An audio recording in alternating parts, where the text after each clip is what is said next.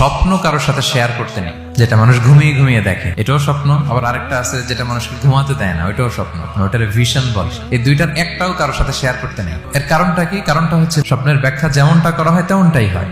আপনি একটা স্বপ্ন দেখলেন, একজনকে একটা বললেন, সে হুট করে একটা ব্যাখ্যা দিয়ে দিল, ওইটাই হয়ে যাবে। এটা আপনার জন্য ভয়ঙ্কর হয়ে যেতে পারে। এক লোক এসে মুহাম্মদ ইবনে সিরিনকে বলল যে আমি দেখলাম আমার ছেলে পানি খেতে খেতে পেটটা এত বড় হয়ে গেছে। এই একই স্বপ্ন আরেকটা লোকও দেখলো, দেখে এক মূর্খের কাছে জিজ্ঞেস করলো। সে বলল, সর্বনাশ, এত বড় পেট হয়ে গেছে, তোমার ছেলে তো মারা যাবে। ঠিকই কদিন পরে ছেলেটা মারা গেল।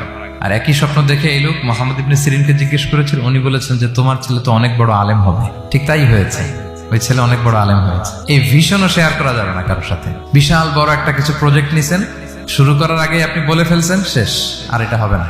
দেখবেন যে এখান থেকে কনস্পিরেসি, ওইখান থেকে শত্রুতা, ওইদিকে এটা করছে ওইটা করছে, আপনি আর আগাতেই পারবেন না।